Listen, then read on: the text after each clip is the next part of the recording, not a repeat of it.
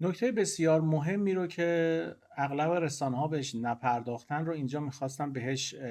بپردازم و اون هم ارتباط میان جنگ غزه و اسرائیل و کریدور زنگزور هستش. اگر به یاد داشته باشیم در بر صورت جنگ میان آذربایجان و ارمنستان، اسرائیل یکی از کشورهایی بودش که علنا از آذربایجان حمایت میکرد و ترک ها هم که به هر صورت علیوف رو به عنوان پسرخوانده خودشون قبول کردن، تلاش میکردن که اون مناطق مورد مناقشه با ارمنستان رو پس بگیرن و تلاش میکردن که این به هر صورت کریدور زنگزور رو باز کنن. در ظاهر قضیه الان میبینیم که به خاطر مسئله حماس، وجه اشتراک میان جمهوری اسلامی و ترکیه‌ای که در خیلی از مسائل منطقه‌ای و سیاسی با هم اختلاف نظر دارن نزدیکتر شد و در اجلاس 3 به اضافه 3 که یک سناریوی مسخره‌بازی در تهران بودش و دیروز به پایان رسید، احتمالاً ترکیه و آذربایجان مجاب خواهند شدش که این کریدور رو از خاک ایران عبور بدن و به هر صورت این نزدیکی که میان جمهوری اسلامی و ترکیه سر قضیه حماس شکل گرفته باعث خواهد شدش که آذربایجان و ترکیه آن جسارت رو نداشته باشند که دوباره بخوان وارد یک مناقشه منطقه‌ای بشن و تلاش کنن که مرزهای شمالی ایران رو به واسطه اون کریدور کور کنن. برای همین از یک بود می شود به این قضیه نگاه کردش که نزدیکی ایران و ترکیه باعث میشه که به هر صورت اون اهداف کریدور زنگزور و هر صورت توهمات پانترکی فکر میکردش که میتونه مرزهای ایران رو با اروپا قطع کنه، عملا به حاشیه خواهد رفت. البته مخالفانی هم داره، باید در آینده دید، ولی خب این فشاری که به هر صورت توسط حماس به اسرائیل آمد و اسرائیل پاسخ داد و اسپانسرهای حماس که ترکیه و قطر هستند و تفکرات اخوانیسم در منطقه هست،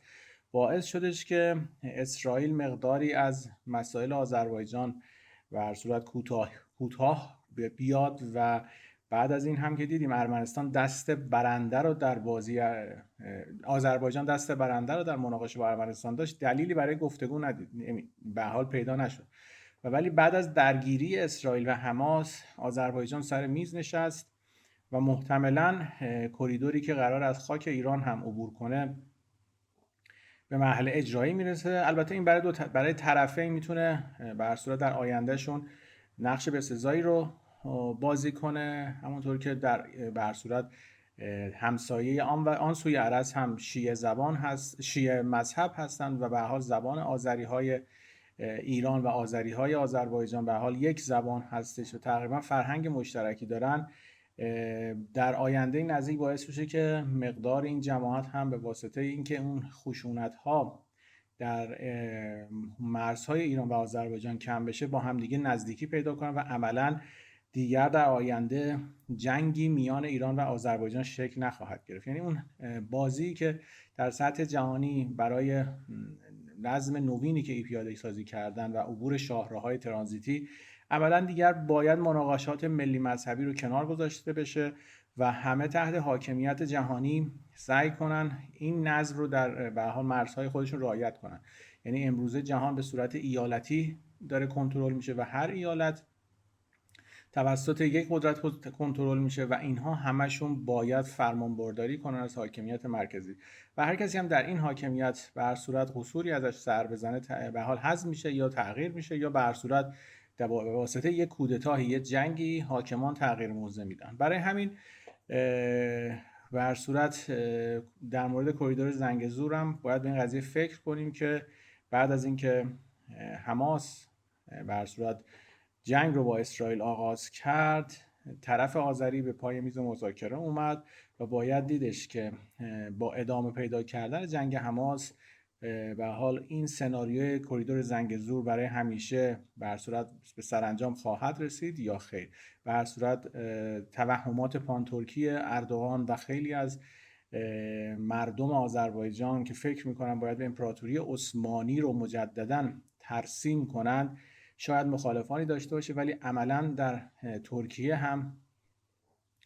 به خاطر اون فشارهای اقتصادی و مشکلاتی که ترک ها امروز با آش گریبانگیر هستن از نظر اقتصادی و به صورت عدم انسجام ملی در ترکیه به خاطر مسائل مختلف علل خصوص مهاجرین و رفتارهای به صورت سوپر اسلامی اردوغان باعث شده که جامعه ترکیه هم که عملاً